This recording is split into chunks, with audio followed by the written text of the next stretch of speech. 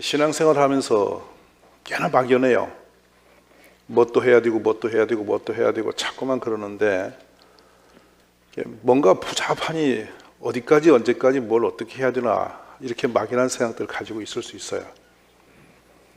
교회를 좀 다니시면 여러분 보고 뭐 이것도 좀 해보세요, 저것도 해보세요, 와서 봉사합시다, 뭐 합시다 이렇게 여러 이야기들 하는데 그런 것이 그냥 막연하게 힘들어만 보일 수 있다면 여러분의 신앙과 하나님과 우리의 관계 속에서 선한 좋은 일이 일어나지 않습니다. 그러니까 단순 원리를 너무 복잡하게 생각해서 방향을 잃어버리는 거예요. 아주 간편한 것인데 그걸 놓치는 것이죠. 하나님은 우리에게 요구사항이 신명기에서 보면 아주 단순하게 말씀하세요. 이스라엘아, 내 하나님 여호와께서 내게 요구하는 것이 뭐냐. 너무 선명하게 짚어주세요. 곧 내 하나님 여호와를 경외하여 그의 모든 도를 행하고 그를 사랑하며 마음을 다하고 뜻을 다하여 내 하나님 여호와를 섬기고, 내가 하나님이 하신 말씀이죠. 하나님이 오늘 우리죠 성도의 행복을 위하여 내게 명하는 여호와의 명령과 규례를 지킬 것이 아니더냐 이렇게 하셨어요. 이 문제가 보니까 성경 전체 율법으로 보시면 엄청난 분량으로 느껴지는데 사실은 예수님이 이걸 단편하게 하셨어요. 마음을 다하고 뜻을 다하고 성품을 다하고 힘을 다하여 하나님을 사랑하라. 아멘.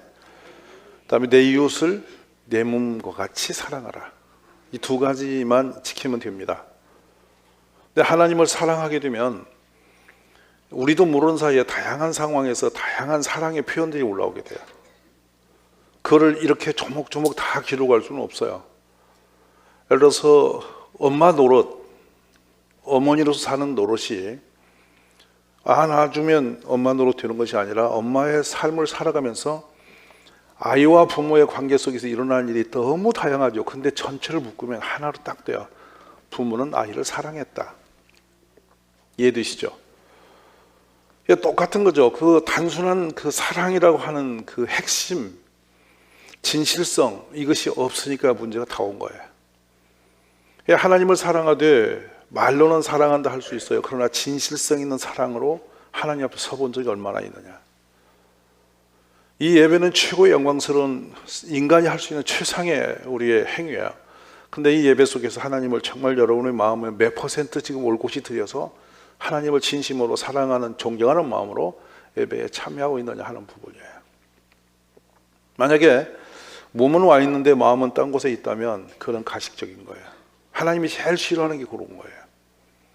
어쩌면 예수님 안 믿는 저 밖에 사람들보다 더 마음을 심도하시기 이런 부분이에요. 그러니까 주님은 우리 뭘 보냐면 우리 사람들의 그 마음을 뚫어보시기 때문에 문제인 거예요. 겉으로 와 있는 것으로 만족하시면 좋겠는데요, 우리가 여기서 이렇게 행위 자체가 뭐 그럴듯하게 있으면 그걸로 그래 잘했다고 하시면 좋겠는데 우리 하나님은 그렇지 않아요. 우리의 중심을 보신단 말이에요. 근데 사람들은 겉모양으로 꾸미는 걸 참 잘해요. 포장을 한단 말이에요. 이를테면 우리가 옷을 입죠. 옷의 기능은 따뜻하게 내 몸을 보호하려고 입는 옷이에요. 근데 좀 더 고급지게 더 멋있게 다양하게 꾸며서 입잖아요. 그건 뭐냐면 잘 보이려고 하는 행위들이죠. 근데 겉으로 하는 것은 우리가 지속적으로 관리를 한단 말이에요. 근데 문제는 우리의 마음의 관리가 약해요. 심령의 관리 안 보이니까. 만약 하나님에 나올 때에 우리가 정말 하나님 오늘 정말 제가 온심 다하여 예배드리고 싶습니다. 하나님께만 영광 드리고 싶습니다. 오늘 찬양을 제가 헌정 다해서 찬양할 때 주님 하늘이 열리게 도와주소서. 저 정말 오늘 제가 하나님 앞에 온전히 은혜를 받는 자리 서기를 원합니다. 제 마음의 모든 걸 다 잡사한 걸 저버리고 깨끗한 심령으로 주님 만날 수 있도록 저를 준비케 하옵소서. 아마 이런 마음으로 간절하게 진실성으로 이곳에 오셨다면 틀림없이 하나님은 그분의 예배를 받으시고 그분에게 응답도 주시고 복을 주시고 영적인 만남도 주실 거예요. 그런데 유감스럽게도 그런 마음 단장은 하지 못한 채 그냥 허둥지둥 와요.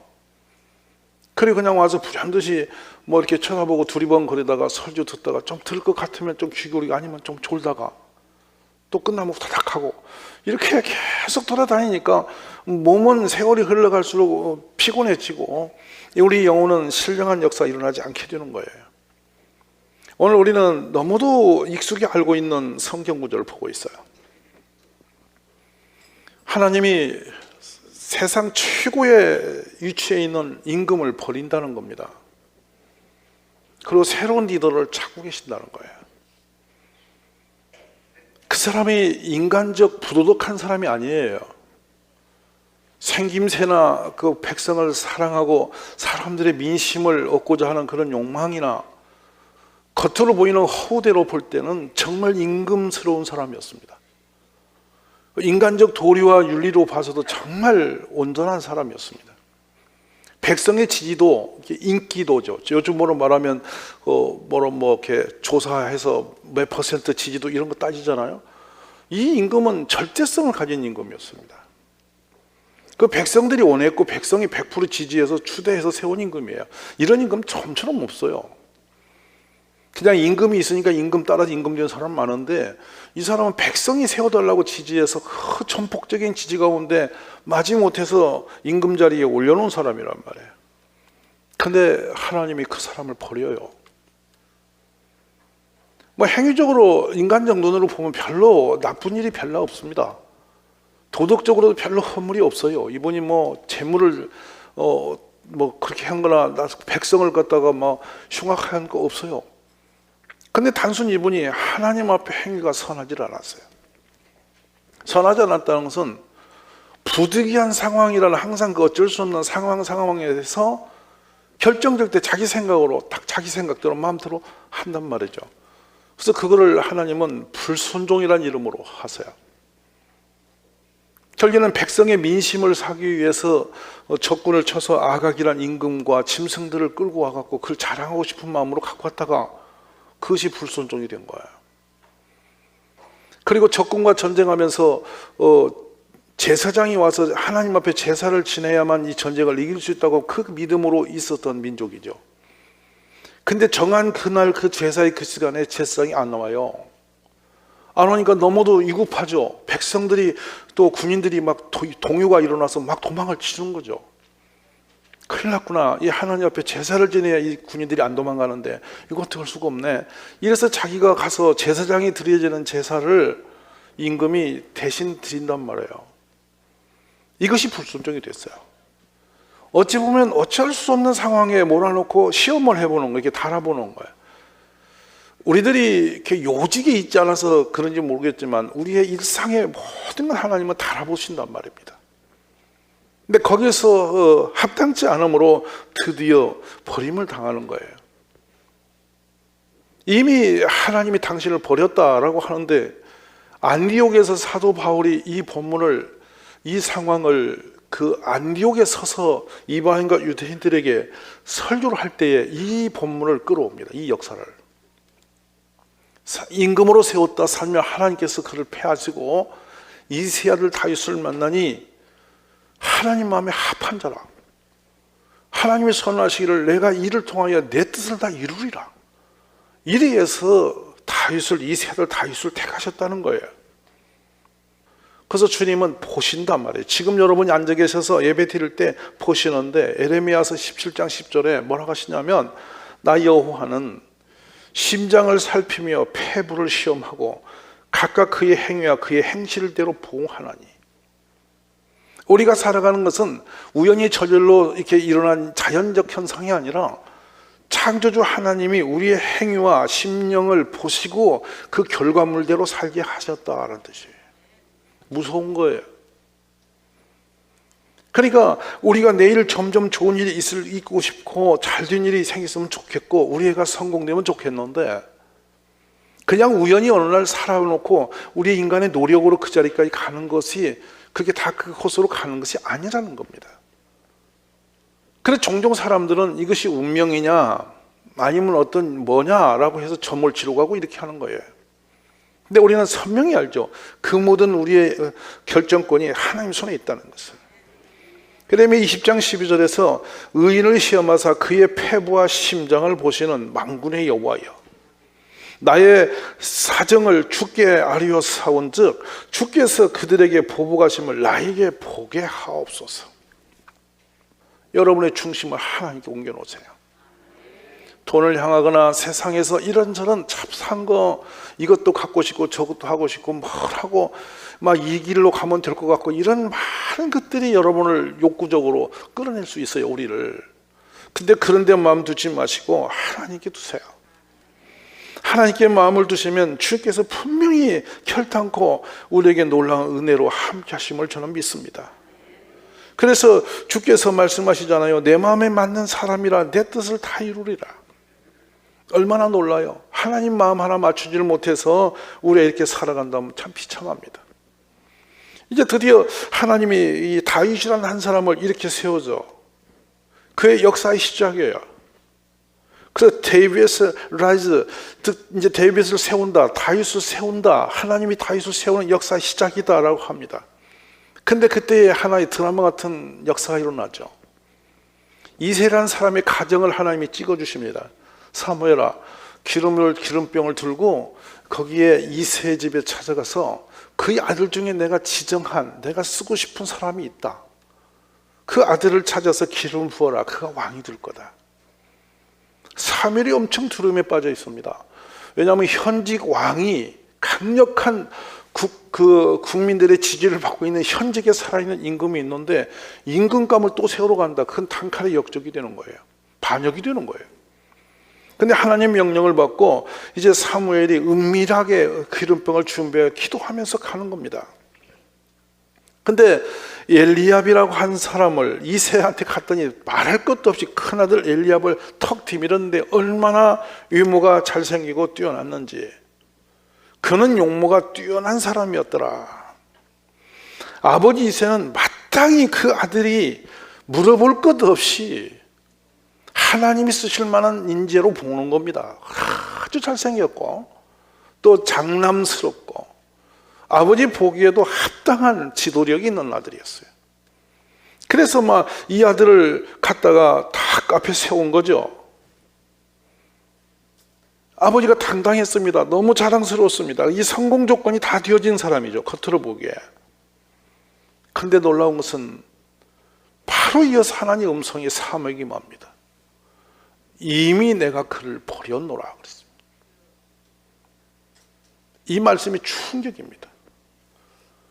우리 애들을 공부시켜서 좋은 학교 보내고 있는 거 없는 거 해서 우리가 이렇게 여러 몸부림해서 아이를 키워서 세상에 턱 내놔서 자리에 세웠더니 하나님이 버린 자다. 나는 이미 옛적에 그를 버렸어. 그런 인물을 쓸 수 없어. 이 하나님이 그어버리는 겁니다. 회사에서 우리가 이력을 내놓고 우리가 이렇게 도전했는데 이 잘려가는 것도 참 아픈 일이잖아요. 그러면 다른 회사 계속 우리는 회사를 옮겨갈 수는 있겠지 모르겠어요. 그런데 하나님께서 결정적인 순간에 이 사람 못 쓰겠다. 그냥 털어버린 거예요. 그럼 사실 말씀이 사람들은 겉모양을 보거니와 나는 여호와인 나는 사람의 중심을 보느니라 하신단 말이에요. 이 놀라운 말씀. 그래서 놀라운 것은 우리 하나님께서 여호와께서 그의 마음에 맞는 사람을 구하여 여호와께서 그를 그의 백성의 지자로 삼으셨느니라. 이미 이전에 있기 전에 하나님은 사무엘상 13장에서 준비를 하셨습니다. 얼마나 놀라운지 그 사무엘마저도 엘리압을 보는 순간에 마음에 너무 끌림이 되니까 여호와의 기름을 부으실 자 바로 그가 주님 앞에 이 사람이 여기 있습니다라고 한단 말입니다. 그의 용모와 키를 보지 마라. 하나님이 단언에 끊으십니다.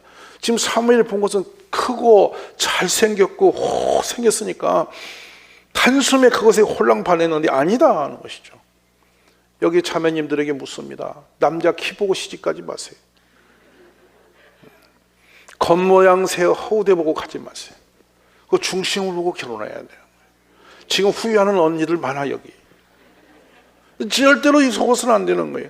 그러자 두 번째로 바로 이새가 당황하는 가운데서 아비나답을 부릅니다. 둘째 아들이에요. 둘째 아들도 잘생겼습니다. 근데 그때부터 사무엘이 영이 깨어서 계속 이제 말을 합니다. 이도 여호와께서 택하지 아니하였느니라. 셋째 아들 나타납니다. 삼마가 왔습니다. 사무엘의 말은 이도 여호와께서 택하지 아니하였느니라. 성경은 이새가 그의 아들 7을 다 사무엘 앞으로 지나게 하나 사무엘이 이새에게 이르되 여호와께서 이들을 택하지 아니하셨느니라. 아비 이새는 매우 충격을 받은 장면이에요. 사랑했고 든든했고 뭔가 이렇게 잘 키운 장정이 된 의젓한 아들들인데 하나님이 다 버리셨다는 거예요. 그런데 갑자기 앞에 있던 사무엘이 그렇게 낙심하는 이새를 향해서 묻습니다. 이새여, 당신의 아들이 다 여기 있는 이 아들뿐이냐? 이렇게 묻습니다. 그때 아버지가 갑자기 예, 있습니다. 막내동이 하나가 있는데 그놈아는 저 멀리 양을 치고 있습니다. 아버지 보시기에는 감이 아니었는 거예요. 이 앞에 있는 7 아들만 돼도 어디다가 부족함이 없도록 든든한 아들들입니다. 근데 막둥이까지 일생하면서 그를 있다고 멀리 아차 거기 하나 있지요 라고 한 거예요. 그런 딱 정황이 그렇게 시무려 보면 생각에서 약간 멀어졌다가 갑자기 거기 있죠 이렇게 갑자기 떠오르는 아들. 그만큼 아버지도 그 아들을 어린아이로 보아서 별로 이렇게 존중히 여기지 않았던 거죠. 근데 그가 이제 옵니다. 사람을 보냅니다. 그러자 그 사람을 보내고 올 때까지 사무엘이 식사도 안 하고 그가 올 때까지 기다립니다. 그가 오자 그의 모습을 보니 그의 빛이 붉고 눈이 빼어나고 얼굴이 아름답더라. 여호와께서 이르시되 음성이 들립니다. 이가 크니 일어나 기름을 부어라. 이가 바로 가다. 내가 찾던 사울 임금을 내버리고 이 나라를 내 나라를 세우려고 내 마음에 합해서 내가 내 나라를 세우려고 찾았던 바로 그 아들이 이 아들이야. 바로 일어나서 기름을 부어. 이렇게 하신 거예요. 얼마나 이 감동된 장면입니까? 깜짝 놀랄 일이죠. 그런데 놀란 것은 그날 이후로 그 시점 이후로 바로 그 시간 이후로입니다. 하나님이 정하여 기름을 부으시는 그 후로 다윗이 여호와의 영에게 크게 감동이 되어지더라고 그렇습니다. 하나님이 계속 그때부터 관리하시는데 그의 성령으로 그 아들을 관리하셨다는 것입니다.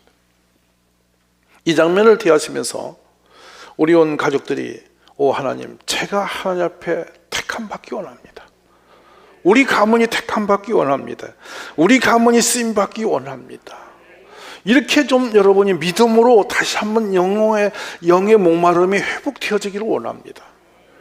그냥 교회를 다니시면서 허다한 일로 마음 상했느니 뭐가 어떠니 저쩌니 이러면서 믿음 생활을 들었다 놨다가 퍽하면서 이렇게 그 초라하고 유치하게 속아서 살지 마시고 올곧이 하나님과의 관계 속에서 허물이 없이 진실성 있게 우리가 믿음으로 나아가면 주께서 반드시 응답하실 걸 믿으십시오. 나로 말미암아 왕들이 치리하며 백성들이 공의를 세우며 나로 말미암아 재상과 존귀한 자 곧 모든 의로운 재판관들이 다스리니라 그러셨습니다. 느헤미야가 다시 회복을 하고 성벽을 짓고 쌓고 난 뒤에 그 백성들에게 회복시키기 위해서 그냥 절망에 빠져 있죠. 가난해져 있죠. 포로로 70년 동안에 있다 오니까 사람들이 심령도 다 황폐해져 있죠. 그런데 억지로 하나님의 성벽을 쌓자 이래서 성벽 공사를 끝냅니다. 그런데 사람들이 겉으로는 성벽은 쌓았는데 중심에 믿음이 일어나질 않아요. 그때 느헤미야가 설교하면서 한 얘기가 이겁니다. 성도를 보고 일어나게 회복되기를 기대하는 거. 마치 오늘날 하나님의 신령한 은혜가 소멸되어서 그냥 형식적인 신앙이들만 가득해지는 이 대한민국의 상태를 보면서 어떤 메시지가 우리를 살릴까를 생각해 볼 때 바로 이 메시지라고 저는 생각이 들어요. 느헤미야 9장의 6절에 보면 오직 주는 여호와시라 고백할 수 있습니까? 오직 주는 우리의 모든 것의 주인 되신 분은 하나님이시다. 하늘과 하늘들의 하늘과 일월 성신과 하늘과 하늘들의 하늘과 일월 성신과 땅과 땅 위의 만물과 바다와 그 가운데 모든 것을 지으셨다. 아멘이십니까? 하늘 위에 하늘 온천하 우주 만물, 땅속 바다 물속에 있는 모든 것 하나까지 다 하나님이 지으신 바 아니냐. 그리고 다 보존하시니 모든 천군이 다 주께 경배하나이다. 이 세상의 모든 살아있는 지체는 다 창조 하나님께 경배를 하는 존재다. 주는 하나님 여호와시라.